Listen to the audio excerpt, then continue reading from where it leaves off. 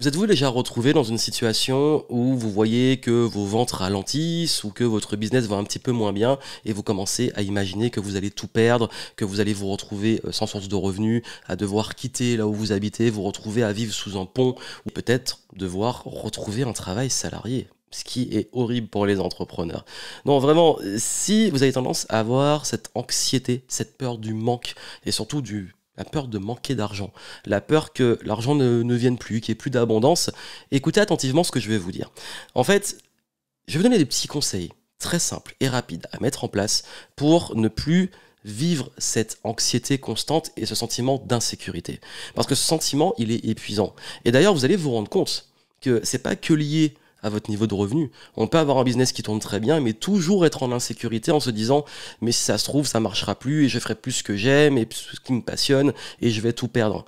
Et puis le jour où peut-être ça marche vraiment moins bien, ben là l'anxiété elle prend un autre niveau et vous paniquez et vous vous sentez très mal et vous en souffrez.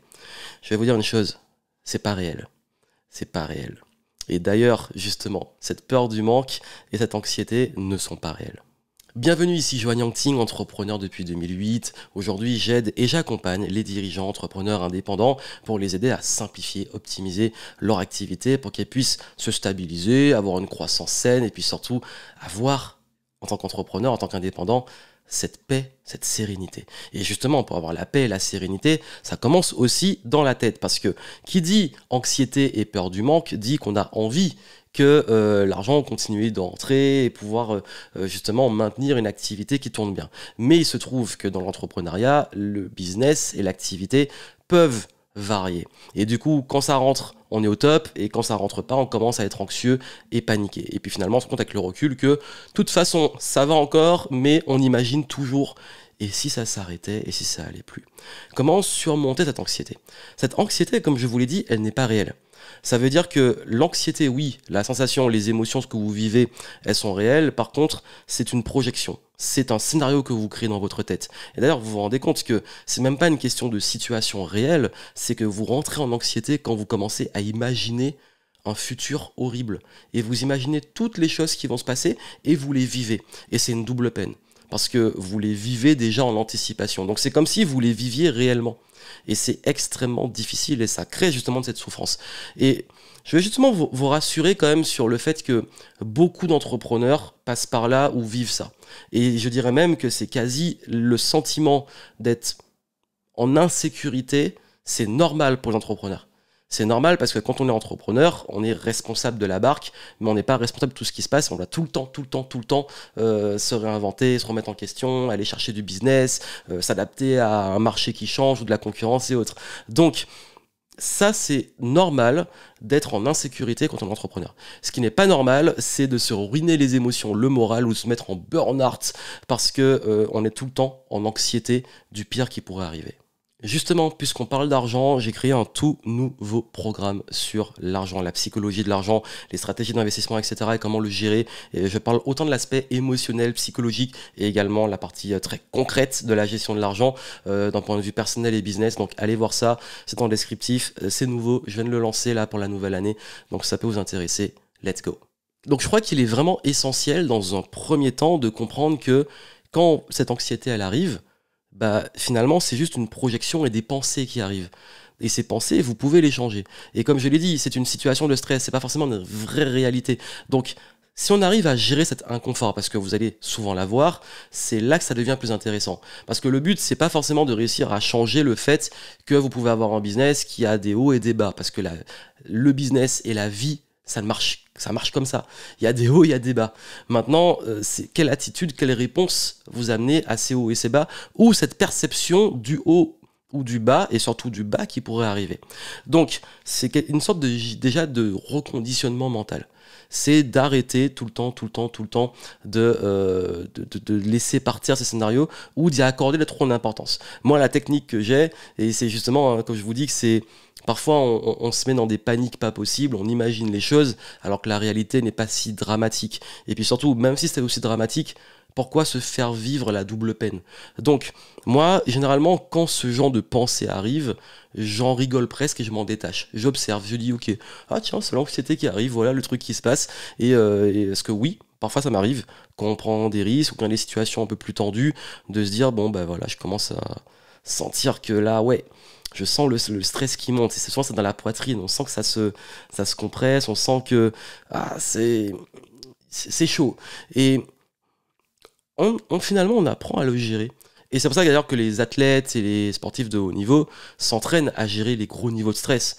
Quand on a eu Kylian Mbappé qui met les pénaltys en finale de Coupe du Monde, imaginez la pression qu'il y a sur ses épaules, ce stress, cette anxiété de se dire mais si je le rate, et pourtant le calme qu'il arrive à avoir pour faire ce qu'il a à faire.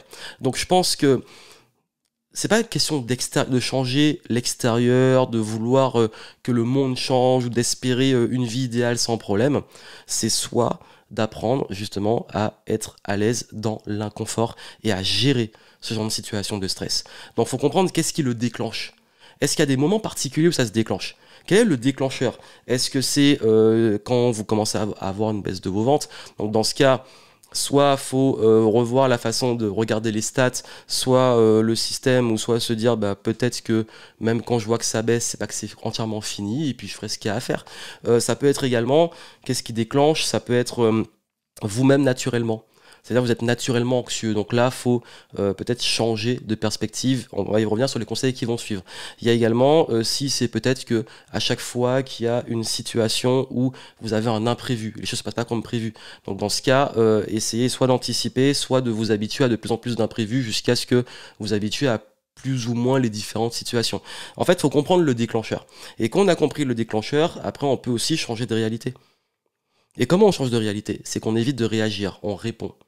Et surtout, ça, on répond en soit prenant des décisions, soit en revenant sur une réelle confiance en soi.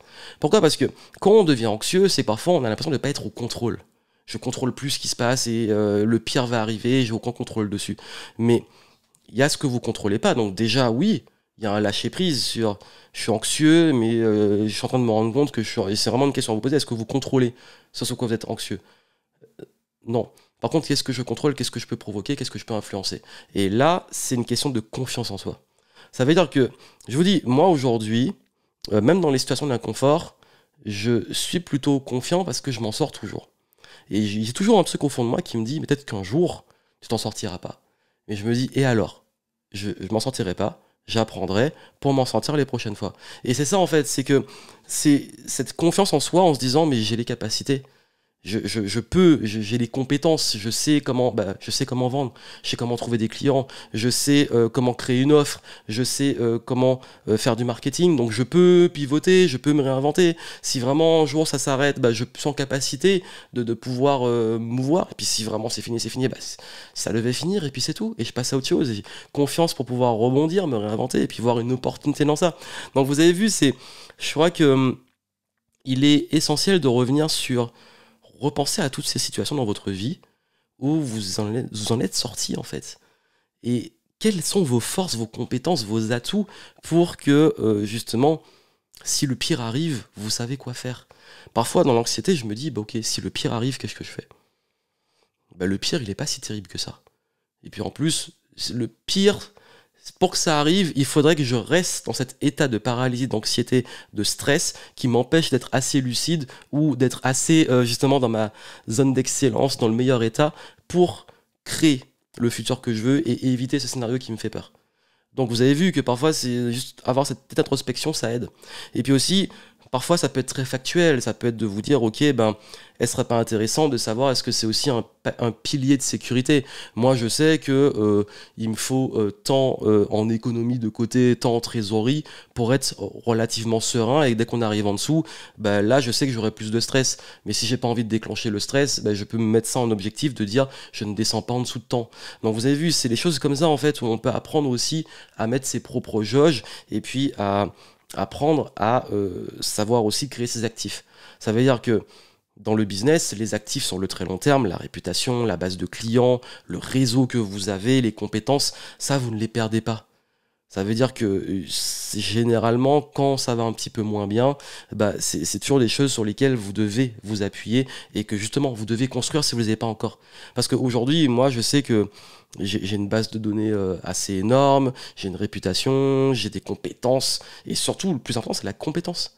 C'est-à-dire que même si je perds tout, je disparais, je sais comment créer un business, je sais comment créer une offre, je sais comment pouvoir développer tout ça, donc je suis beaucoup plus serein. Donc vous avez vu ça, je pense que quand on s'habitue à l'inconfort, que ça devient le normal, ben on peut garder ce sang-froid, on peut aussi apprendre à se recadrer, on peut apprendre aussi également à mieux gérer les choses et les situations, et puis surtout se détacher. Comprendre que finalement ce n'est qu'une illusion, et parfois ça devient des automatismes. C'est-à-dire qu'il y a le petit déclencheur, l'attaque, et l'anxiété elle arrive, et puis parfois ça peut aller très très loin dans la tête. Donc je pense que par rapport à vraiment ce stress de l'entrepreneur, rappelez-vous vos compétences, développez-en des compétences, des vraies compétences sur l'argent, sur la vente, sur le marketing, sur comment créer des offres. Rendez-vous le plus intemporel possible pour vous dire, ok, le pire qui puisse vous arriver, c'est de devoir retrousser les manches et créer quelque chose de nouveau, parce que quand vous êtes compétent, vous pouvez toujours refaire les choses. Et c'est ça qui est beau. Et donc vraiment, je voulais vous faire ce petit point parce que je sais que surtout dans le contexte actuel, beaucoup sont un petit peu anxieux, inquiets, etc. Et je sais que c'est un point aussi, la peur du manque, la peur de perdre, qui est très fort chez beaucoup d'entre vous. Donc ça peut vous aider. J'ai lancé un tout nouveau programme en plus pour vous aider sur l'argent. Donc allez voir ça en descriptif, ça peut vous intéresser. N'oubliez pas que la majorité des souffrances que vous vous créez viennent de votre imaginaire, viennent de votre pensée. Vous vous créez ça, vous vous créez vos scénarios, et c'est ça qui peut créer du mal-être. Et si vous arrivez à changer, voilà, ce radio bullshit, cette télé bullshit là qui tourne en boucle, bah c'est là que vous pourrez justement être beaucoup plus serein, et même pour soi, c'est plus agréable, c'est moins lourd, et ça permet de mieux gérer l'inconfort, et surtout les hauts et les bas de la vie.